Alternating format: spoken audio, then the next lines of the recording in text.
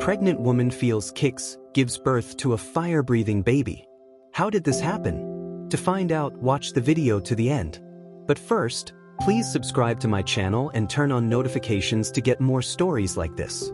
Anna Collins couldn't stop smiling as she walked through the baby section of the local department store, her hand resting protectively on her growing belly.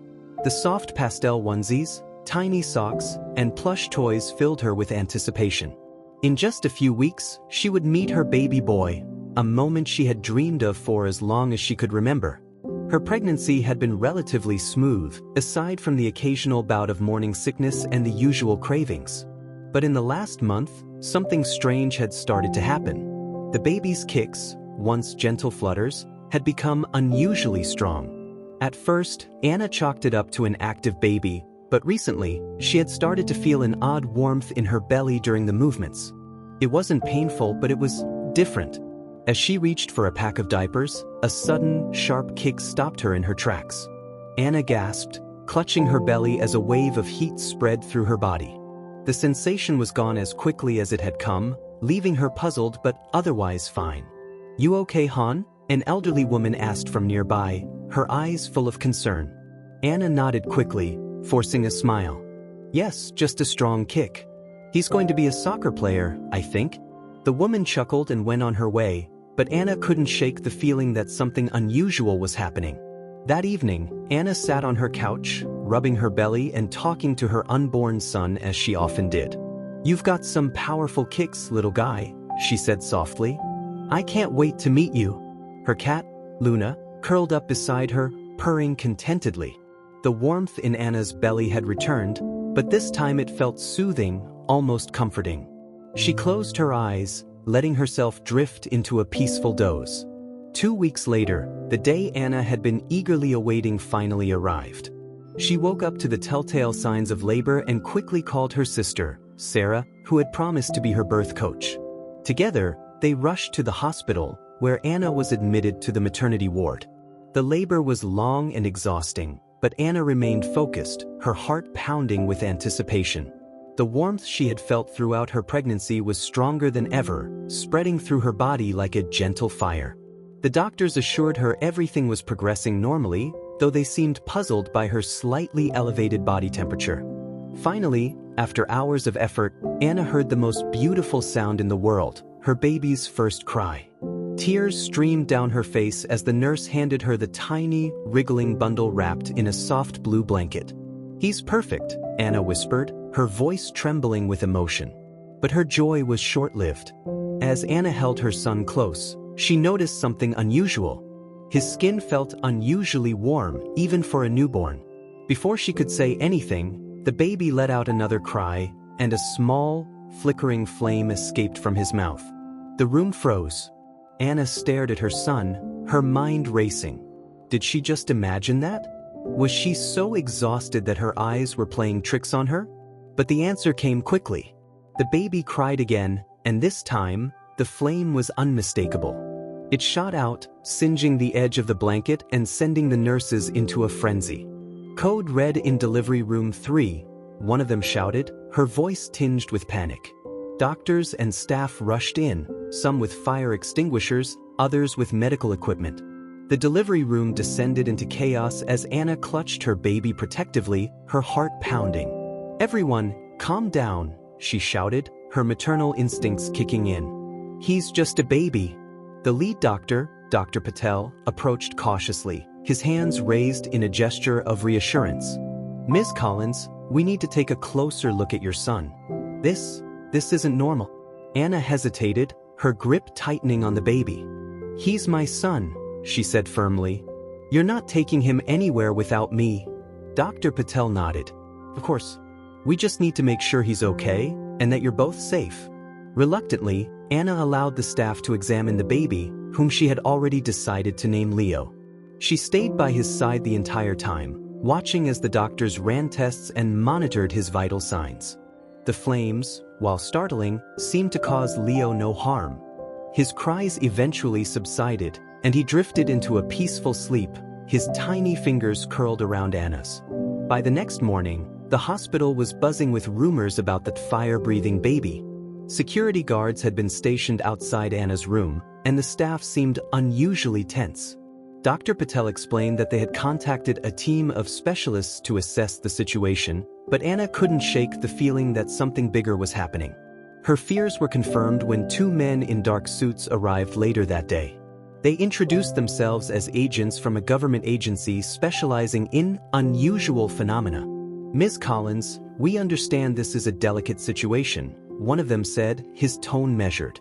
"But we need to take Leo into custody for further observation. For his safety, and yours." Anna's blood ran cold. "Absolutely not," she said, her voice steady despite the fear rising in her chest. "He's my son. You're not taking him anywhere." The agents exchanged a glance before the second one spoke. "We understand your concerns, but this isn't just about you. Your child's condition is unprecedented. We need to ensure he doesn't pose a risk to others." Anna stood her ground, her protective instincts kicking in once again. "He's a baby," she said firmly. "He doesn't pose a risk. He needs his mother." The agents seemed ready to argue, but Dr. Patel stepped in. "Ms. Collins is right," he said. "Leo is stable and there's no immediate danger. If further observation is necessary, it should happen here, with his mother present." Reluctantly, the agents agreed, though they made it clear they would be monitoring the situation closely. Over the next few days, Anna stayed by Leo's side, her mind racing with questions. How did this happen? Was it something genetic? Something environmental? The doctors ran every test imaginable, but the results were inconclusive. Leo was healthy, aside from his extraordinary ability to produce fire. As Anna held her son, she couldn't help but marvel at him. Despite the chaos he had caused, he was just a baby, a beautiful, innocent child who depended on her for everything. She was determined to protect him, no matter what. "I don't know how this happened," she whispered to him one night as he slept in her arms. "But I promise you we'll figure it out. You're my little miracle, and I'll do whatever it takes to keep you safe." The days that followed were some of the most surreal in Anna's life. The hospital had become a fortress, with security guards stationed at every entrance and reporters camping outside, eager to get a glimpse of the mother and her extraordinary child. The world had caught wind of the story, and headlines blared from every news channel. "Fire-breathing baby shocks hospital staff," and "a modern-day dragon?" Anna kept the television off, refusing to let the sensationalized coverage invade the fragile bubble she had created around herself and Leo. Inside her hospital room, she focused solely on her son. He was a beautiful, healthy baby with wide blue eyes and a soft tuft of golden hair. If it weren't for the occasional flicker of flame when he cried, he might have seemed completely ordinary. Dr. Patel, true to his word, kept the government agents at bay while the hospital staff continued their observations. Despite their initial fear, the nurses had grown attached to Leo, often stopping by to check on him and offer words of encouragement to Anna. "He's a special little guy," one nurse said, smiling as she handed Anna a fresh blanket. "And he's lucky to have a mom like you." Anna managed a small smile, though her heart was heavy. She couldn't shake the feeling that her life, and Leo's, would never be the same. On the third day, the agents returned, this time with a higher-ranking official in tow. The woman, who introduced herself as Director Monroe, had an air of authority that made Anna's stomach churn. "Ms. Collins," Monroe began, her tone measured but firm. "We've given you time to bond with your child, but the situation is becoming increasingly urgent. The public is demanding answers, and we need to ensure that Leo's abilities are fully understood." Anna cradled Leo protectively, her eyes narrowing. "He's not some science experiment," she said. "He's my son. And he's staying with me." Monroe's expression didn't waver. "I understand your concerns, but this isn't just about you. Leo's condition is unprecedented. If we can study him, we might be able to learn things that could benefit humanity." "And what about Leo?" Anna shot back. "What about his humanity? He's a baby, not a lab rat." The tension in the room was palpable, but before Monroe could respond, Dr. Patel stepped in once again. "Director Monroe," he said calmly, "Leo is stable and there's no immediate threat to anyone's safety. With all due respect, any observation or study should be conducted with Ms. Collins' consent."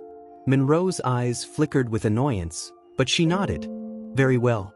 But let me be clear, this situation isn't going away. We'll be in touch. As Monroe and the agents left, Anna felt a wave of relief, but it was short-lived. She knew they would be back, and next time, they might not take no for an answer. That evening, as Anna rocked Leo to sleep, she found herself wondering about the origin of his abilities. Was this some kind of genetic mutation? A supernatural phenomenon? Her mind raced with possibilities, each one more outlandish than the last. She thought back to her pregnancy, trying to pinpoint anything unusual. The warm sensations, the powerful kicks, had those been signs? But there was nothing in her family history to suggest anything extraordinary. Her parents were ordinary people, as were her grandparents. So where had this come from? Anna's thoughts were interrupted by a knock at the door. It was Sarah, her sister, who had been her rock throughout the entire ordeal. "Hey," Sarah said softly, stepping inside. "How are you holding up?" Anna sighed, exhaustion etched across her face. "I'm doing my best. But it's hard, Sarah. I feel like I'm fighting the whole world just to protect him." Sarah placed a comforting hand on Anna's shoulder. "You're not alone in this. You have me and you have Leo. We'll figure this out together." Anna nodded, grateful for her sister's unwavering support. "Thank you," she whispered. "I don't know what I'd do without you." The following morning, Dr. Patel brought Anna some unexpected news. "We've arranged for you to be discharged," he said. "It's clear that staying here isn't sustainable, and you'll be more comfortable at home. But I need you to know that the media and the government won't stop their pursuit. Are you prepared for that?" Anna swallowed hard. "I don't have a choice," she said. "Leo needs to be somewhere safe, and that's with me." Dr. Patel nodded. "I'll do everything I can to support you. But be careful, Anna. The world can be a harsh place for people who are different." Leaving the hospital was an ordeal in itself. A swarm of reporters descended on Anna as she stepped outside, their cameras flashing and microphones thrust toward her. Security guards formed a protective barrier, guiding her to a waiting car. Inside, Sarah sat beside her, holding Leo's car seat as they sped away from the chaos.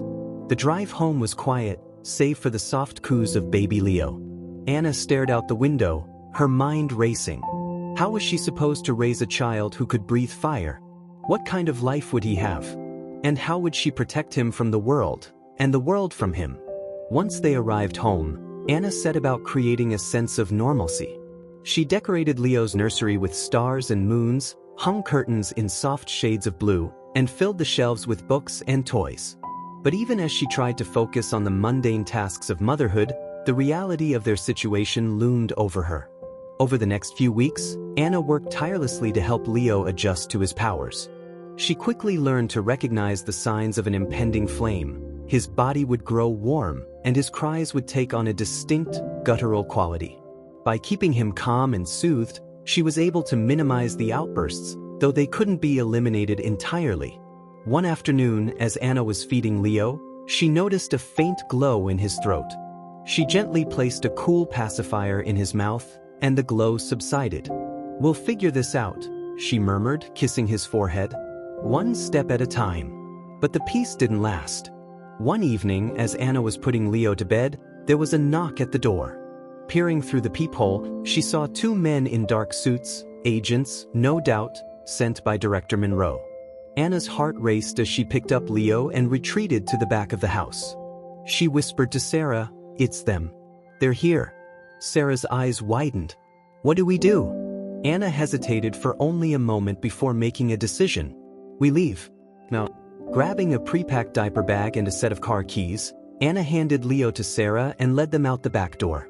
They hurried to the car, their movements swift and silent. As they pulled out of the driveway, Anna glanced in the rearview mirror and saw the agents banging on the front door. "Where are we going?" Sarah asked, her voice shaky. "Somewhere they won't find us," Anna replied, her grip tightening on the wheel. "We need time to figure this out." Anna's heart raced as the car sped down the darkened streets. Leo was fast asleep in his car seat, his tiny chest rising and falling with each soft breath. Sarah sat in the passenger seat, clutching the diaper bag as if it were a lifeline.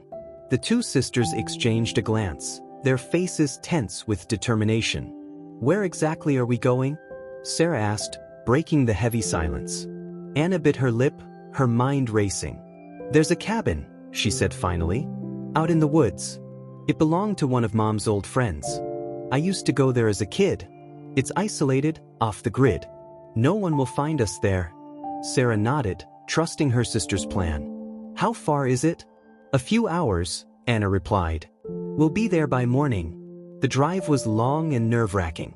Anna couldn't shake the feeling that they were being followed, though every glance in the rearview mirror revealed nothing but empty roads.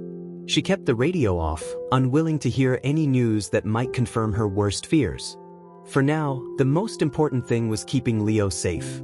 When they finally reached the cabin, the first rays of dawn were breaking over the horizon. The small wooden structure was tucked deep into the forest, surrounded by towering pines and dense underbrush. Anna parked the car and let out a shaky breath. "We're here," she said, her voice tinged with both relief and exhaustion. Sarah stepped out first, carrying the diaper bag while Anna carefully unbuckled Leo from his car seat. The baby stirred but didn't wake, his peaceful expression a stark contrast to the chaos unfolding around him. The cabin was just as Anna remembered it, rustic but cozy, with a stone fireplace, a small kitchen, and a single bedroom. It had no electricity or running water, but Anna had always found it to be a place of refuge. She hoped it would serve the same purpose now. "We'll need to get supplies," Sarah said as she looked around. "Food, water, and maybe some kind of fireproof material?" Anna nodded. "There's a town about 30 minutes from here. I'll go once we're settled." By mid-morning, they had unpacked the car and set up a makeshift nursery for Leo in the corner of the cabin. Anna sat on the floor with him, watching as he cooed and waved his tiny fists in the air. His innocence was both heartwarming and heartbreaking. He had no idea of the danger they were in or the extraordinary powers he possessed. "You're amazing, you know that?" Anna whispered, stroking his soft hair. "And I'll do whatever it takes to protect you." Sarah sat down beside her, holding a baby bottle she had just warmed over the fireplace. "We'll get through this," she said firmly. "Together." The peace didn't last long. That evening, as Anna was putting Leo to sleep, Sarah came rushing into the cabin, her face pale. "There's someone outside," she whispered. Anna's stomach dropped. "Are you sure?" Sarah nodded. "I saw movement near the tree line." Anna's mind raced. Had the agents found them already? Or was it something else? She handed Leo to Sarah and grabbed a flashlight, her hands trembling. "Stay here," she said. "I'll check it out." "Anna, wait." "I'll be fine," Anna insisted, though she wasn't sure she believed it. She stepped outside, the cool night air biting at her skin. The forest was eerily silent, the only sound coming from the crunch of leaves beneath her boots. Anna swept the flashlight across the trees, her heart pounding in her chest. "Who's there?" she called, her voice steady despite her fear. For a moment, there was no response. Then, a figure emerged from the shadows, a man in his late 30s, with a scruffy beard and a weathered jacket. He raised his hands in a gesture of surrender. "Don't be afraid," he said. "I'm not here to hurt you." Anna narrowed her eyes, keeping the flashlight trained on him. "Who are you? And what are you doing here?" The man hesitated before answering. "My name is Caleb." "I'm like you." "Like me?" Anna repeated, confused. Caleb nodded. "I know about your son. And I know what you're going through." Anna's grip on the flashlight tightened. "How?" "I've been watching the news," Caleb admitted. "But more than that, I've been through something similar. My daughter, she's special too." Anna's breath caught in her throat. "What do you mean?" Caleb stepped closer, his expression earnest. "She has powers. Not like your son, but unique. And when the government found out, they came after us, just like they're coming after you. We've been on the run for years." Anna felt a mix of emotions, fear, suspicion, and a flicker of hope. "Why are you here?" "To help," Caleb said simply. "I know what it's like to feel alone. But you don't have to do this by yourself." Back inside the cabin, Anna introduced Caleb to Sarah, who remained wary but willing to hear him out. Caleb explained that he had been living off the grid with his daughter, Grace, who had the ability to manipulate water. Like Leo, her powers had first manifested as a baby, drawing the attention of authorities. "They see our kids as threats," Caleb said, his voice heavy with anger. "But they're just children. They deserve to live their lives without fear." Anna nodded, her heart aching for both Caleb and Grace. "What do we do?" she asked. "How do we protect Leo?" Caleb leaned forward, his expression serious. "First, we need to stay hidden. This cabin is a good start, but it won't be safe forever. They'll keep looking. And then," Sarah asked, "we find others like us," Caleb said. "There's a network, a group of families with children like ours. They help each other, share resources, and stay one step ahead of the government. I can take you to them." Anna hesitated. Trusting a stranger was risky, but Caleb's story felt genuine. And if there really were others like Leo, maybe they could find the answers and the support they so desperately needed. "All right," Anna said finally. "We'll go with you." The next morning, Caleb led Anna, Sarah, and Leo deeper into the forest, following a trail that only he seemed to know. The journey was arduous, but Anna felt a growing sense of hope with each step. For the first time, she wasn't facing this battle alone. By midday, they reached a hidden clearing, where a small community of cabins stood nestled among the trees. Children played outside, their laughter echoing through the air. Anna noticed that some of them exhibited unusual abilities. A boy levitated a small rock, while a girl created a glowing orb of light in her hands. "This is Haven," Caleb said. "It's not perfect, but it's safe. And it's a place where your son can grow up surrounded by people who understand him." Anna's eyes filled with tears as she held Leo close. For the first time since his birth, she felt a glimmer of hope. The hidden community of Haven was unlike anything Anna had ever imagined. Tucked away deep in the forest, it was a sanctuary for families like hers, parents raising children with extraordinary abilities, united by their shared struggles and unwavering determination to protect their kids. As Anna stepped into the clearing, she felt an overwhelming sense of relief. Children ran and played freely, their laughter filling the air. Some of them displayed abilities that were impossible to ignore. A boy sent bursts of wind rippling through the leaves with a wave of his hand, while a girl shaped glowing orbs of light that danced in the air like fireflies. No one stared or pointed. Here, their powers were treated as something normal, even beautiful. Caleb led Anna, Sarah, and Leo to a central cabin, where a woman in her 40s greeted them warmly. She had kind eyes and a commanding presence, and Caleb introduced her as Mira, the leader of Haven. "Welcome," Mira said, her voice soft but firm. "You're safe here." Anna clutched Leo tightly, her voice trembling with gratitude. "Thank you. I didn't know a place like this existed." Mira nodded. "Most people don't. That's how we've managed to survive. But I know how overwhelming this must feel. Take your time to settle in." Mira gestured to a nearby cabin, which had been prepared for Anna, Sarah, and Leo. It was modest but comfortable, with enough space for them to finally breathe. As they unpacked their belongings, Anna felt a sense of hope she hadn't experienced since Leo's birth. Over the next few days, Anna began to learn more about Haven and the families who lived there. Each story was unique, but they all shared common themes of fear, resilience, and love. The parents spoke openly about their struggles, being hunted by authorities, rejected by their communities, and forced to leave everything behind to protect their children. Anna met a woman named Carla, whose son, Marcus, could generate electricity. "It started when he was a toddler," Carla explained.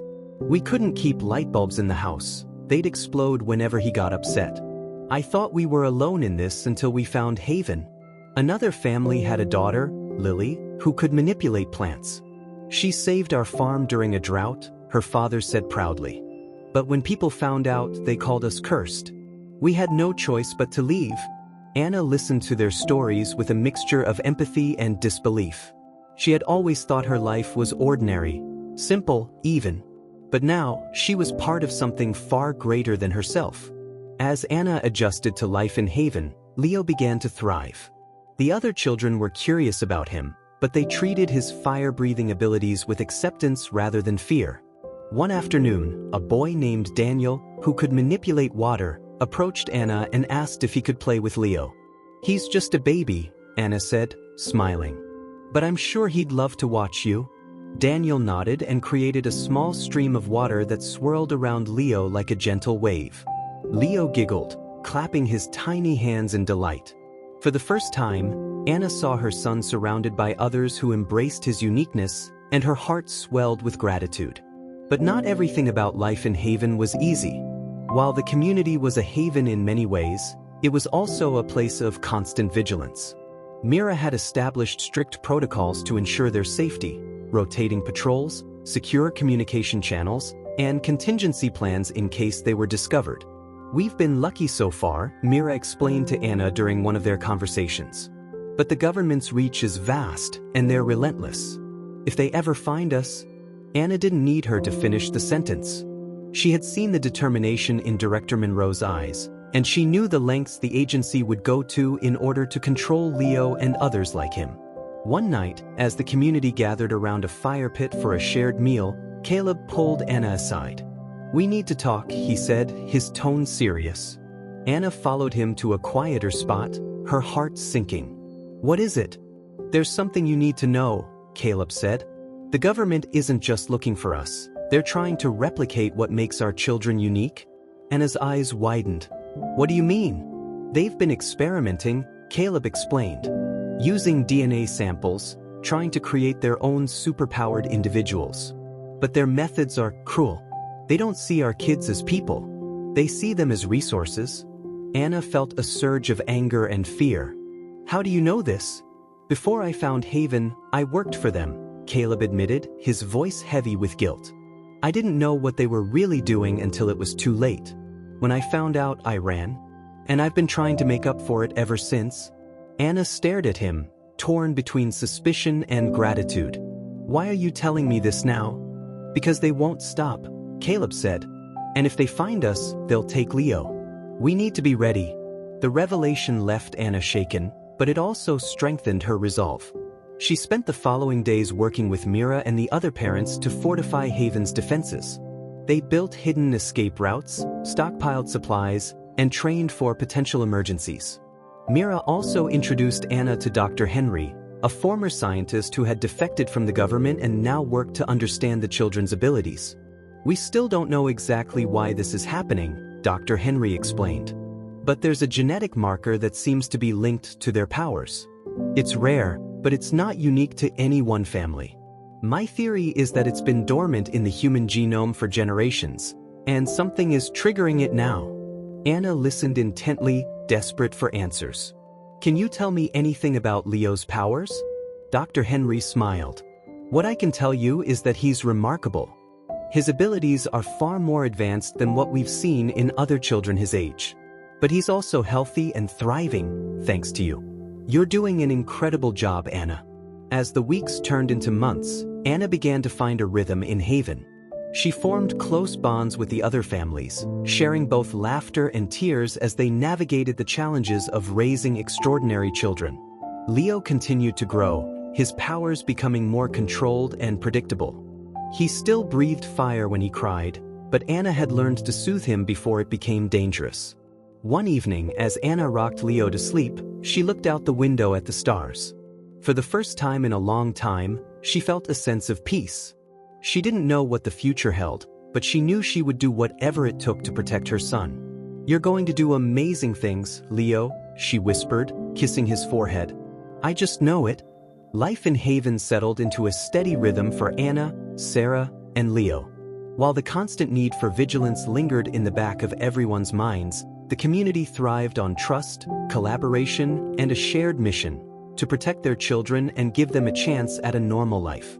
For Anna, the bonds she formed with the other families became her lifeline, helping her navigate the challenges of raising a child with extraordinary abilities. Leo continued to grow and develop in ways that amazed everyone. At 6 months old, he was beginning to babble, his bright blue eyes always full of curiosity. He had started to display small but deliberate control over his fire breathing. If Anna cooed or sang to him, he would stop mid-cry, and the fiery flickers would subside. It gave her hope that, with time and guidance, Leo might be able to fully control his powers. One afternoon, Mira called a meeting in the central cabin to discuss an important matter. The families gathered, their faces a mixture of curiosity and concern as Mira addressed them. "We've received word from one of our scouts that the government is expanding its search," she began. "They've increased patrols in nearby towns and have started monitoring supply routes. It's only a matter of time before they widen their net." Murmurs of worry rippled through the room. Anna felt her chest tighten as she looked down at Leo, who was nestled in her arms. Mira raised a hand to calm the group. "We've faced threats before, and we've always found a way to protect ourselves. But we need to be prepared. That means doubling our patrols and reinforcing our defenses. If anyone has ideas, now's the time to share." Caleb, who had been leaning against the wall, stepped forward. "I think it's time we start thinking about moving," he said.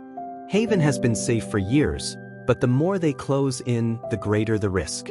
We need a backup plan." Mira nodded thoughtfully.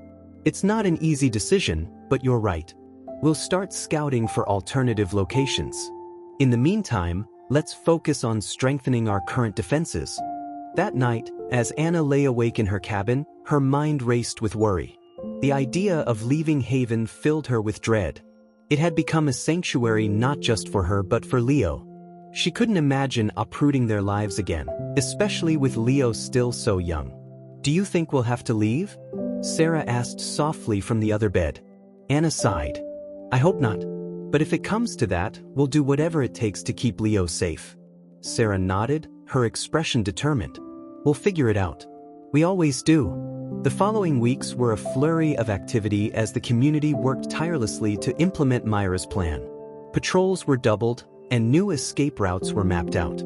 Caleb took charge of teaching self-defense to the parents, while Mira led strategy meetings to prepare for potential emergencies. Anna found herself stepping into a more active role as well. She worked closely with Dr. Henry to better understand Leo's abilities, hoping to uncover clues that might help him gain control. Together, they experimented with different methods to soothe and redirect his fiery outbursts, from sensory toys to calming music. One day, as they were working in Dr. Henry's small lab, Leo let out a delighted giggle and released a tiny puff of flame. Instead of panicking, Anna smiled and clapped her hands. "Good job, Leo. You're learning." Dr. Henry chuckled. "He's remarkable, Anna. He's learning to control it faster than I expected." Anna beamed with pride. "He's my little fighter." Despite the progress being made, tension in the community remained high. The increased patrols in nearby towns had put everyone on edge, and the constant threat of discovery weighed heavily on them. Mira urged the families to remain vigilant, but even she couldn't hide her own worry. One evening, as Anna was putting Leo to bed, Caleb knocked on the cabin door. "Can we talk?" he asked, his expression serious. Anna nodded and stepped outside, closing the door behind her. "What's going on?" "We've been monitoring the patrols," Caleb said. "They're getting closer. It's only a matter of time before they find us." Anna's heart sank. "What do we do?" "We've started scouting for a new location," Caleb said. "But there's something else. We've intercepted some of their communications. They're not just looking for us. They're looking for Leo specifically." Anna's blood ran cold. "Why?" "They figured out that he's different," Caleb said. "More powerful. They think he's the key to whatever they're trying to create." Anna felt a surge of anger and fear. "He's just a baby," she said through gritted teeth. "He's not their key to anything." "I know," Caleb said. "That's why we need to be ready. If they come for him, we have to make sure they don't succeed."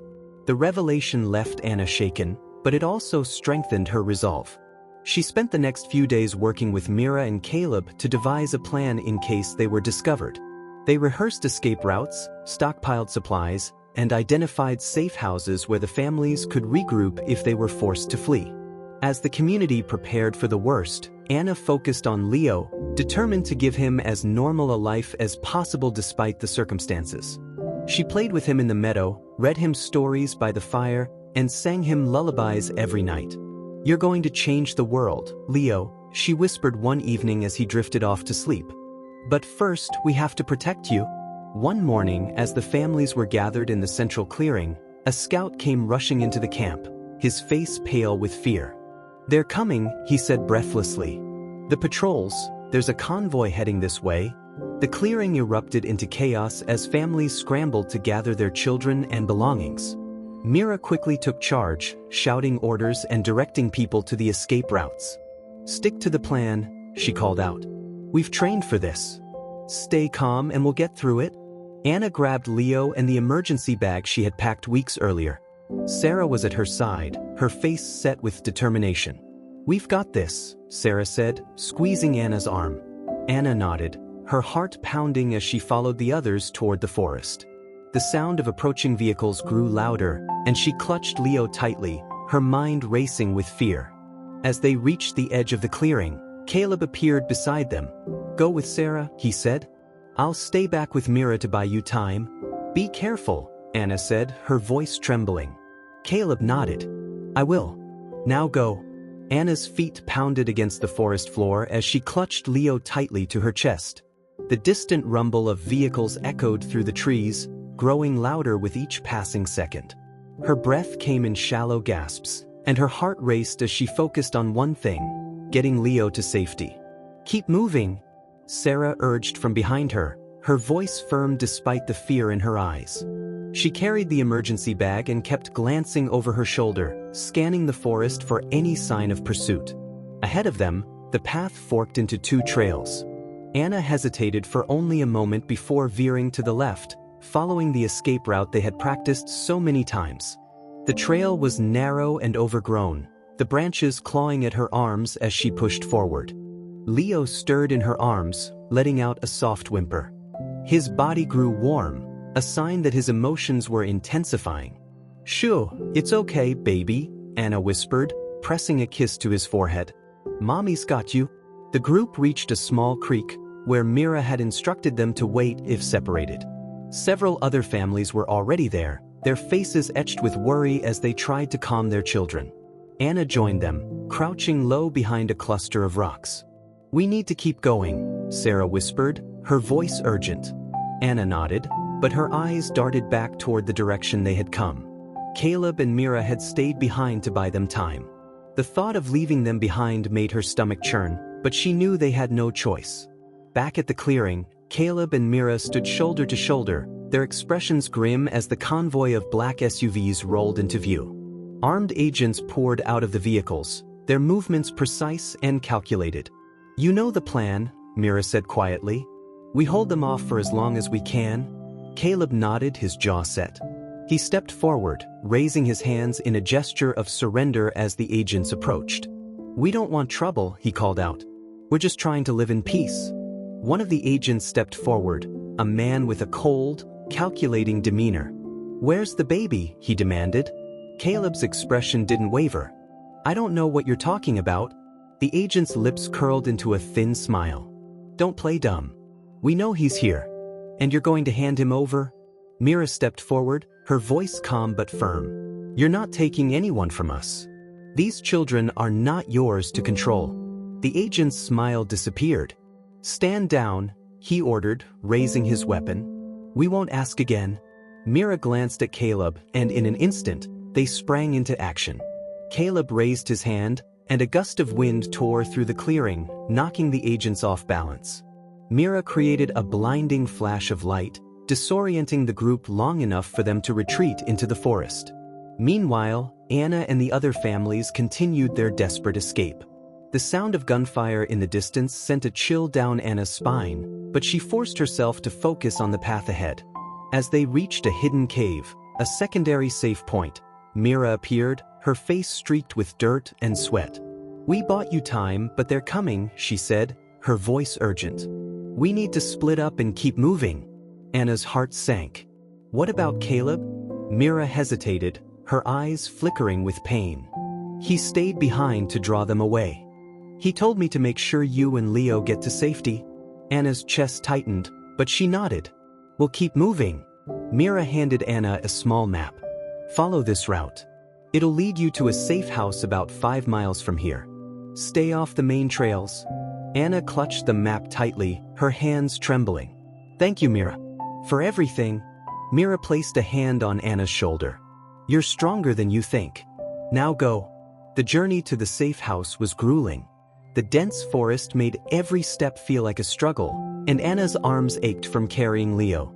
Sarah stayed close, her determination unwavering as she kept a lookout for any sign of danger. As the sun began to set, the group finally reached the safe house, a small, abandoned cabin hidden deep in the woods. Anna pushed open the door, her legs nearly giving out as she stepped inside. The cabin was dusty and sparsely furnished, but it was shelter. "We'll rest here for the night," Anna said, her voice hoarse. "But we can't stay long." Sarah nodded, setting down the emergency bag. "I'll keep watch." Anna laid Leo on a makeshift bed and covered him with a blanket. His tiny face was peaceful, and the warmth radiating from his body had subsided. She stroked his cheek, her heart swelling with love and determination. "We'll keep you safe," she whispered. "No matter what." As the night wore on, Anna sat by the window, staring out at the dark forest. Her mind raced with thoughts of Caleb and Mira, wondering if they had made it out alive. The guilt of leaving them behind weighed heavily on her, but she knew they had made their choice to protect the community. "Anna," Sarah said softly, interrupting her thoughts. "You need to rest." "I'll take over." Anna shook her head. "I can't. Not until I know we're safe." Sarah sighed but didn't push further. She sat down beside Anna, her expression thoughtful. "Do you think this will ever end? The running, the hiding?" Anna's eyes filled with tears. "I don't know, but I have to believe it will. For Leo's sake." The next morning, Anna awoke to the sound of birds chirping outside the cabin. For a moment, she felt a flicker of hope, but it was quickly overshadowed by the reality of their situation. She packed their belongings and prepared to move again, determined to stay ahead of their pursuers. As they stepped outside, a rustling sound from the bushes made Anna freeze. She held Leo tightly, her heart pounding. Sarah grabbed a nearby branch, ready to defend them. "Who's there?" Anna called out, her voice steady despite her fear. A figure emerged from the shadows, and Anna's breath caught in her throat. It was Caleb, his clothes torn and his face bruised, but very much alive. "Caleb," Anna cried, rushing to him. "We thought—" "I'm okay," he said, his voice weak but resolute. "But they're still coming. We have to keep moving." Anna nodded, her relief tempered by the urgency in his voice. Together, they set off once again, their determination stronger than ever. The reunion with Caleb brought a surge of relief to Anna, but it was short-lived. His face was pale, his breathing labored, and his every movement betrayed exhaustion. Yet, his determination to keep moving shone through. "Caleb, you need to rest," Anna said firmly as they walked through the dense forest. "You're in no condition to push yourself like this." "There's no time," Caleb replied, his voice raspy. "They're right behind us. If we stop now, they'll catch up." Anna glanced at Sarah, who was carrying the emergency bag and keeping an eye on their surroundings. Her sister nodded in silent agreement, but worry etched deep lines across her face. They all knew the reality: rest was a luxury they couldn't afford. As they pressed on, Caleb led them to a narrow ravine that wound through the forest. "This way," he said, gesturing toward the path. "It's harder to track us here." The terrain was rough, and Anna struggled to keep her footing while carrying Leo. The baby had been unusually quiet, as though sensing the tension in the air. His small hands clung to Anna's shirt, and his wide blue eyes darted around, taking in the unfamiliar surroundings. "Just a little further," Caleb said, though his steps grew slower with each passing minute. After what felt like an eternity, they reached a hidden alcove nestled against the ravine wall. Caleb collapsed onto a boulder, his chest heaving. Sarah handed him a canteen of water, and he drank greedily, wiping sweat from his brow. "We'll rest here for a few minutes," Caleb said, though his voice lacked its usual strength. "Then we keep moving." Anna crouched beside him, her concern evident. "Caleb, we can't push you like this. If something happens to you—" "I'll be fine," Caleb interrupted, though his weak smile betrayed his words. "We just need to make it to the next safe house."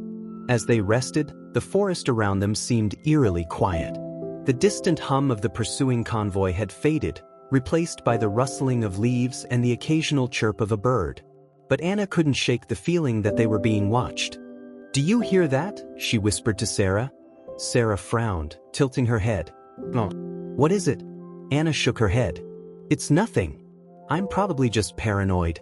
But as they prepared to leave the alcove, the sound of snapping branches made Anna's blood run cold. She clutched Leo tightly and gestured for the others to stay quiet. Caleb reached for the small knife strapped to his belt, his eyes scanning the forest. The sound grew louder, closer. Anna's heart pounded as she held her breath, waiting for whatever, or whoever, was approaching.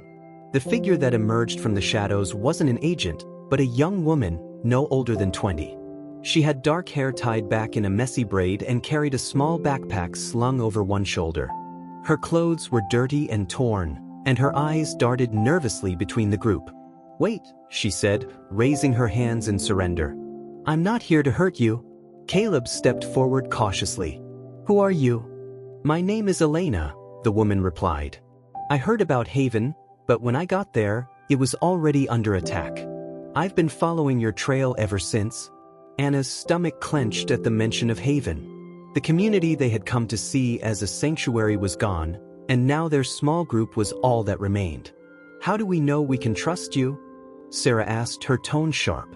Elena hesitated. "I don't have any powers," she admitted. "But my little brother does. He's gone now. I've been trying to find a place where people like him could be safe." Her voice cracked, and Anna felt a pang of sympathy. She glanced at Caleb, who gave a reluctant nod. "Fine," Anna said. "But if you're coming with us, you follow our lead. We can't afford any mistakes." Elena nodded quickly. "I understand. Thank you." As they continued their journey, Elena shared her story in hushed tones. Her brother, Matteo, had the ability to create small bursts of energy. Their family had tried to hide his powers, but when an accident revealed his abilities, the government came for him. Elena had been forced to flee, and she had been searching for Haven ever since. "I thought it was just a rumor," Elena said. "A place where people like Matteo could be free. But now, I don't know where to go." Anna placed a comforting hand on Elena's shoulder. "You're not alone anymore. We'll figure this out together." Elena nodded, tears glistening in her eyes. "Thank you." The group pressed on, their journey marked by long stretches of silence and the occasional whispered conversation. As night fell, they reached a secluded cave that Caleb had scouted during his time in the forest. It was dark and damp, but it offered shelter and a chance to rest. Anna laid Leo on a blanket, his small body finally relaxing as he drifted off to sleep. She watched him for a moment, marveling at his resilience. Despite everything, he had remained strong, a reminder of why she couldn't give up. As the others settled in, Caleb lit a small fire near the cave's entrance, careful to shield the glow from view. The flames flickered and cast long shadows on the walls, their warmth a welcome relief from the chill of the night. "We need a new plan," Caleb said, his voice low. "Haven's gone, and the government's closing in. We can't keep running forever." Myra's map lay spread out between them, the routes marked in red ink. Anna traced her finger along one of the lines, her brow furrowed. "What about this area?" she asked, pointing to a stretch of forest that bordered a mountain range. "It's remote, and there are natural barriers." Caleb nodded thoughtfully. "It's risky, but it might be our best shot. If we can make it there, we'll have time to regroup." Elena leaned closer, studying the map. "There's an old logging road that leads into the mountains. It hasn't been used in years, but it could get us there faster." "It's worth a try," Sarah said. "But we'll need to move quickly." The next morning, the group set out toward the mountains, their resolve stronger than ever. The journey was arduous, with steep inclines and rocky terrain, but they pushed forward, driven by the hope of finding safety. As they neared the logging road, Anna noticed a change in the air. It was cooler, fresher, and the sounds of the forest seemed to fade into a peaceful stillness. For the first time in days, she felt a glimmer of hope. "We're almost there," Caleb said, his voice tinged with relief. But as they rounded a bend in the road, a sharp noise shattered the calm. The unmistakable sound of a helicopter echoed through the valley, its blades slicing through the air like a warning. Anna's heart dropped. "They found us." The thundering blades of the helicopter reverberated through the forest, sending Anna's heart into overdrive. She tightened her grip on Leo, who stirred and let out a small whimper. The others froze, their faces a mixture of fear and urgency as the noise grew louder. We need to move. Now, Caleb said, his voice low but commanding. He gestured toward the dense underbrush off the logging road. Stick to the trees. They'll have trouble tracking us under cover. Anna didn't need to be told twice. She adjusted Leo in her arms and followed Caleb, with Sarah and Elena close behind. The group plunged into the forest, their footsteps muffled by the thick carpet of leaves and moss. The helicopter's searchlight cut through the darkness, sweeping across the terrain like a predator hunting its prey. Anna's breath came in short gasps as she navigated the uneven ground, her eyes darting upward each time the light passed overhead. Leo remained quiet, his tiny fists gripping her shirt as if sensing the gravity of the situation. Stay low, Caleb hissed, crouching behind a fallen log. The group followed his lead, pressing themselves against the ground as the searchlight swept dangerously close. The helicopter circled for what felt like an eternity before its blades began to fade into the distance. Anna let out a shaky breath, but Caleb held up a hand, signaling for silence. They'll be back, he said grimly, and they'll have ground units following close behind. We have to keep moving. The group pushed deeper into the forest, their pace relentless despite the exhaustion etched into their faces. Anna's arms ached from carrying Leo, but she refused to slow down. Her son's safety was the only thing that mattered. As they climbed a steep incline, Caleb paused and motioned for the group to gather around. We're close to the mountains, he said, his voice barely above a whisper. There's an old mining tunnel up ahead. If we can reach it, we can hide there until the patrols pass. Anna nodded, her determination outweighing her fatigue. Let's go. The entrance to the mining tunnel was hidden behind a thicket of overgrown bushes, its jagged opening barely visible in the dim light of the forest. Caleb pushed aside the branches, revealing the narrow passageway that led into the darkness. It's not ideal, he admitted, but it'll give us a chance to rest and regroup. The group filed into the tunnel, their footsteps echoing against the damp stone walls.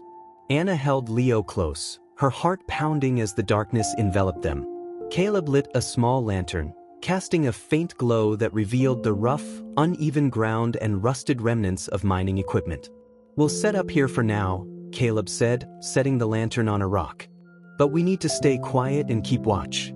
If they get too close, we'll have to move again. Hours passed in tense silence as the group huddled in the tunnel. Anna rocked Leo gently, her mind racing with thoughts of their next move. The reality of their situation weighed heavily on her.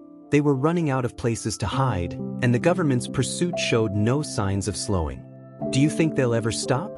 Sarah asked, breaking the silence. Her voice was barely above a whisper, but it carried the weight of the question. Caleb shook his head. Not as long as they think Leo's the key to their experiments. They'll keep coming until we find a way to stop them. Anna's jaw tightened. Then we have to fight back. Caleb raised an eyebrow. You're serious? I'm done running, Anna said, her voice firm. They've taken everything from us. Our homes, our safety, our sense of normalcy. We can't let them win. Elena, who had been sitting quietly near the entrance, spoke up. If we're going to fight back, we'll need help. The people in Haven had connections, other families, allies. If we can find them, we might stand a chance. Caleb nodded slowly. It's risky, but it might be our only option. If we can rally enough support, we could force them to back off. The plan began to take shape over the next few hours. Caleb used Myra's map to mark potential locations where other families might be hiding, based on the network Haven had established. Elena volunteered to act as a scout, using her knowledge of the area to locate allies and gather information. Anna's role was clear: protect Leo at all costs. She felt a surge of determination as she cradled her son, his warm breath against her neck. We're going to get through this, she whispered to him. I promise. The group left the mining tunnel under the cover of darkness, their path illuminated only by the faint glow of the stars. Caleb led the way, his movements cautious but purposeful. Elena scouted ahead, her sharp eyes scanning for any signs of danger. As they neared the base of the mountains, the forest began to thin and the terrain grew rockier. The group moved in silence, their senses heightened as they navigated the unfamiliar landscape. It wasn't long before they encountered their first obstacle. A narrow gorge stretched before them, its steep walls plunging into darkness. A rickety wooden bridge spanned the gap, its weathered planks creaking ominously in the wind. "Are you sure this is safe?" Sarah asked, eyeing the bridge warily.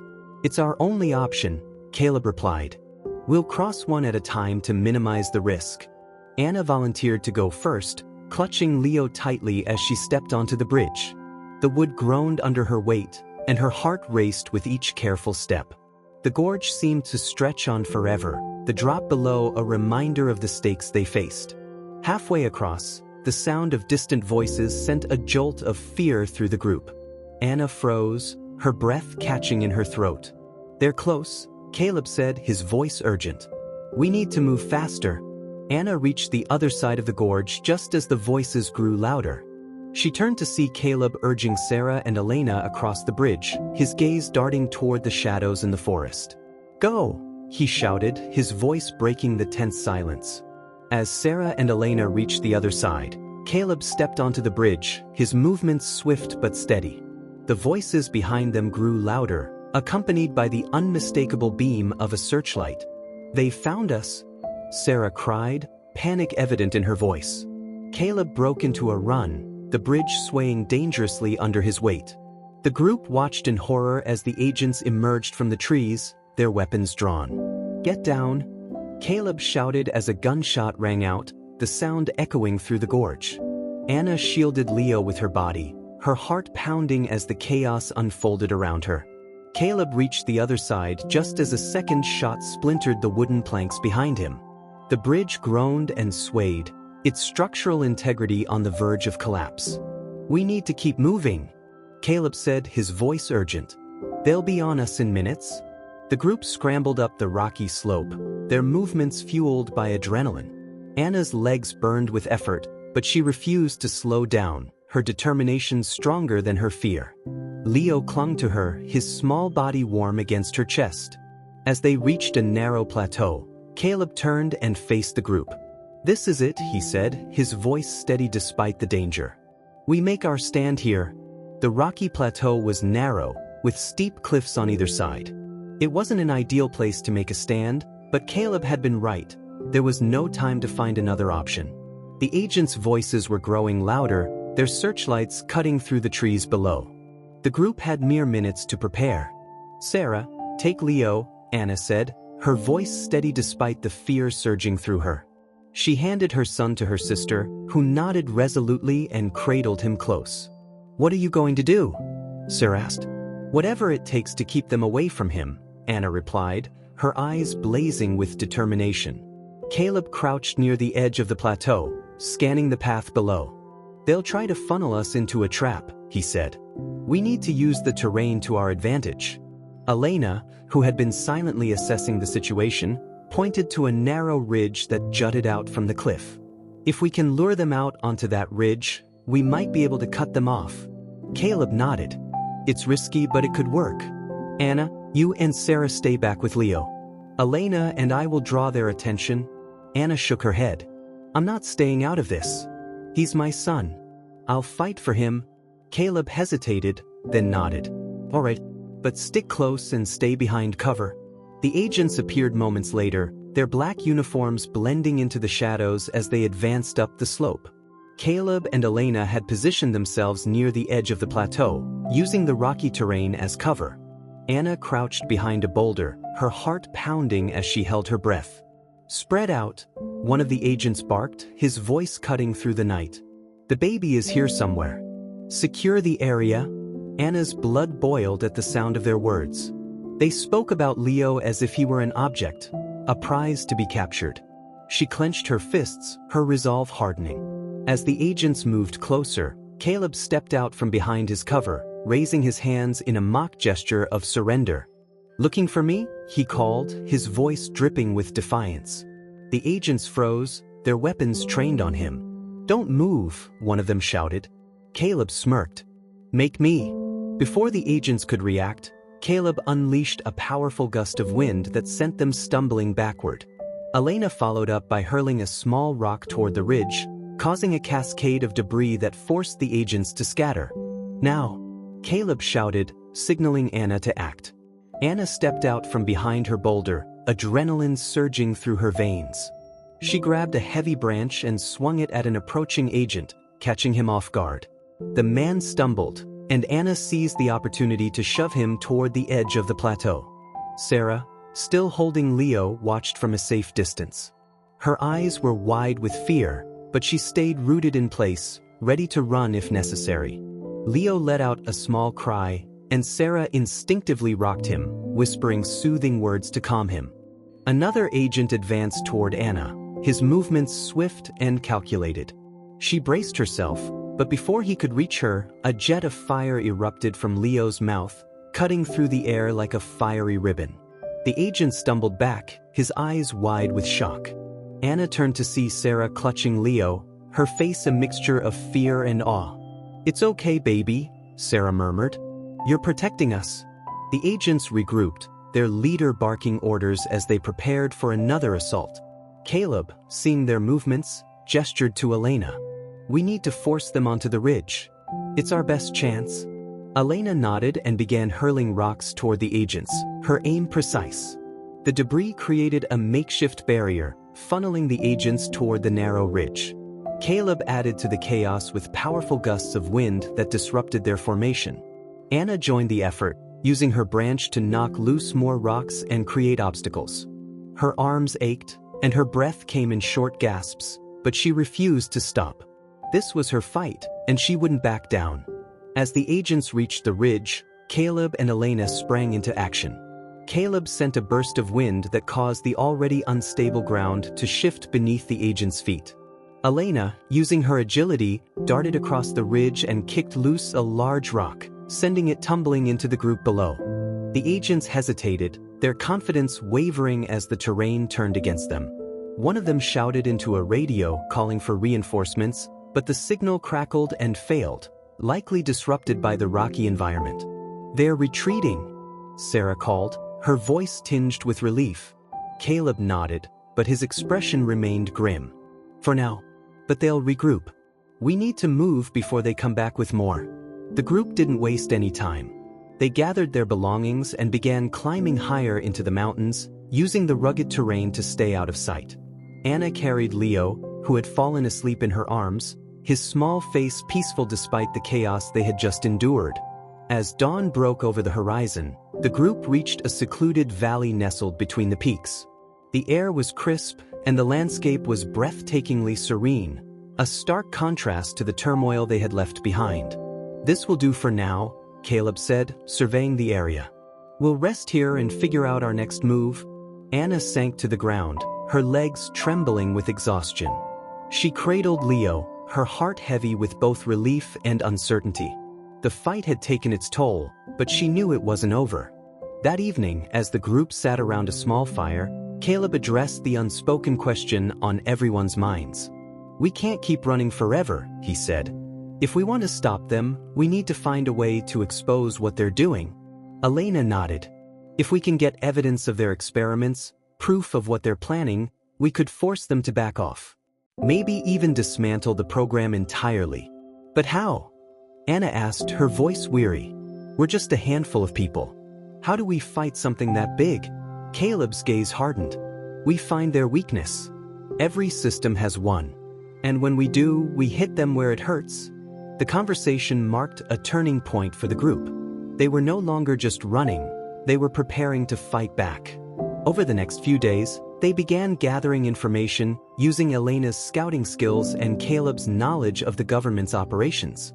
Anna focused on Leo, determined to help him control his powers. She worked with Dr. Henry's notes, trying different techniques to teach Leo how to channel his flames. It was slow, frustrating work, but she refused to give up. "You're stronger than you know," she whispered to Leo during one of their sessions. "And so am I,"